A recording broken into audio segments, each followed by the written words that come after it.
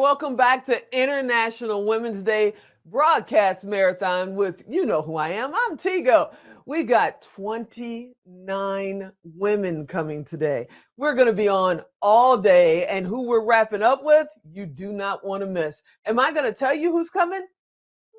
I might give you hints, but right now, what's about to happen is a woman that is on fire. She picks career, does it.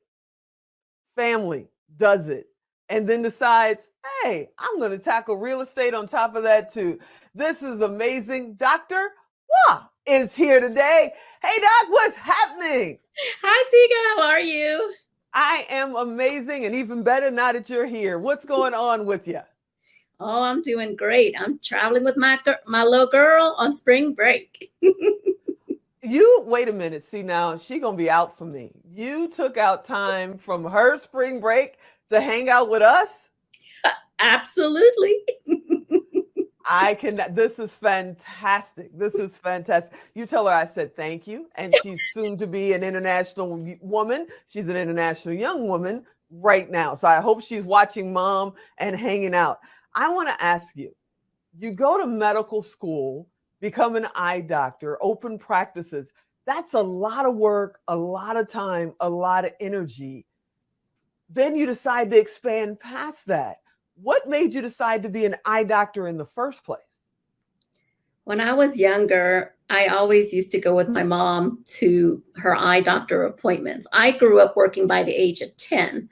So I grew up in the restaurant business, and that's a hard industry. I mean, that's 16, 18-hour work days. And no one in my family was ever a doctor yet, first generation come to America. And so that was my dream. I was like, I want to become an eye doctor. I want to serve patients and go into, so in college, I worked at a little optical and helped the doctor there. And he recommended that I should consider, being an eye doctor as a career. And I said, absolutely. That's what I want to do. And so I committed to it, long days, long nights of studying. And I said, that's what I'd love to do, That's amazing. So you open your own practice, because a lot of people that are in the medical field, eye doctor, ear, nose, and throat, whatever specialty they decide to do, they're in that field. You work for years to get there. Most never go out and start their own practice. They just stay working for the blah, blah, blah center with a lot of names on it. What made you decide to not only go into this field, but say, you know what, these four walls are going to be mine? What made you make that choice? My mom, she in Vietnam did not have the opportunity to go to school because she was a girl. And so my dad passed away when he was, when I was 13. So she was a single mom raising 3 kids. And I echo what she always told me. She didn't care what I pursued, but she said, follow your heart, follow your passion, and be your own boss. So that always stuck with me, And so that's what I always like, okay, she didn't care if I became a doctor or not. She just wanted me to be happy and passionate in whatever I'm doing. And she goes, be your own boss, because that's what she did. No formal education, coming here, she didn't know how to speak, drive, anything. And she opened 6 businesses. Whoa. Wait, right? hold on. Right. Now that's an international woman. Yes. Really? Yes. Doesn't know how to read. That's amazing. Single mom of 3 and opened up 6 businesses. So I was like, if I have all these opportunities here in the US, I want to take full advantage of all the resources. Absolutely. So, that brings up something else, because so many people stop themselves because of fear and because they go, I can't. It's not for me. And, that's somebody else's dream. That's somebody else's life. They're not talking to me. And then they hear she can't read or write. She couldn't speak English, I'm assuming. And she opens 6 businesses, and her daughter ends up being not only a very successful doctor, but we got to get into your quote unquote side gig. What would you tell somebody that says, oh, it's not for me? I want to do bigger things, but I just can't. And that's the biggest part. It's the belief in yourself, the mindset, the faith, the grit. That's all it takes. And, and so I always had it in my mind when I saw other people do things. And I would always say, well, if they can do it, why not me? Why not? right? And so I truly believe that. And it's so important that, because that's 80%, we always talk about 80-20, 80% mindset. And it is Mhm. so true. It's writing it down, affirmations, visualizing it, and it comes to reality. You make it become into reality. Baby steps. And I always just say, I don't know how, but I know my why, and baby steps, one foot after another, and I gradually and slowly will get there. Amazing. Amazing. Now, you're an international woman. You have this successful practice. We hinted at your side gig, but it's way more than a side gig. I mean, you got into real estate investing, and if I'm reading your bio right, you're have ownership in over $300 million worth of real estate assets. Really? So this is not my side gig. What started off originally as just having diversified passive income Mm-hmm. transitioned to a full time. This is really, my real estate space is actually more of my time than what I actually practice. I used to work 60, 70 hours a week in my own practice, and I have two practices. And now I see patients twice a month by choice. And then most of my time is through real estate, investing. And so I help now other families passively invest into these real estate. And it allows me the time with my daughter and the flexibility. And it's like financial and time freedom combined to really be able to do the things I'm passionate about doing. And that's why what initially started off as kind of a side thing became my full-time career now. And I love still seeing my patients, and I love the real estate space. You know me, I got to be silly. So you turn the doctor, your practice into a side gig, and I got to be silly. No, I'm just playing. I'm just playing. So if somebody is out there, because we've heard of multi-door, we've heard of investing groups, we've heard of all of that. If somebody is out there and they're just dying to get into real estate investment, especially maybe a mom, maybe another female doctor that's listening, where would you tell them to start? Education is so important. And I always tell people you have to invest in yourself. You have to invest in the education. There's a lot of noise out there, and you can get really lost in the convolution of what's out there.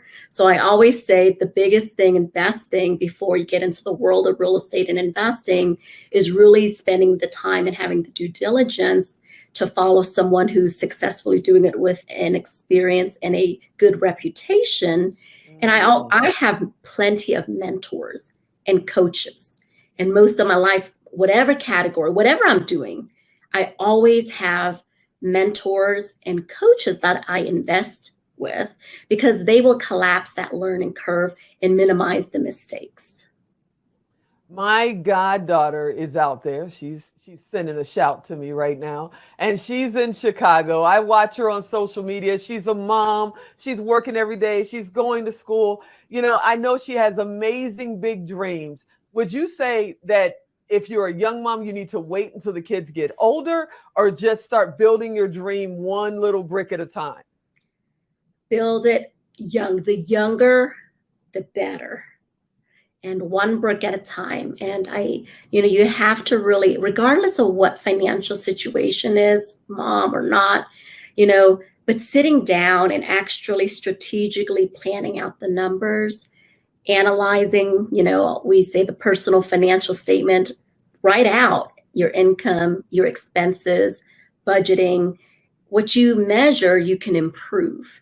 And so if you really invest and take a small portion, and how to create more sources of income, how can you increase just a little bit, and how can you save a little bit from the expenses, and that little extra cushion you start putting aside for investing. And that's something I learned at a very young age. So people go through lifestyle inflation. The more people make, the more people spend. So if you can, wherever you are, that little block, wherever you are, it doesn't matter. But if you can strategically and be committed to that and have discipline in that, it doesn't matter where you are. You can make it financially. Okay, you got to say that again. The more people make, the more people what? Spend.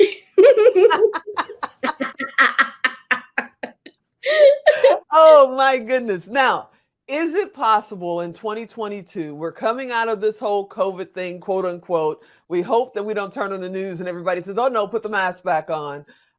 Is it possible in 2022, after a pandemic is starting to fade out, to build a very successful business? Or is that opportunity kind of gone away with a lot of other things that happened during this? There's so many different opportunities out there. I heard Sharon Lecter, and she was talking about, passion plus talent times association times action plus faith.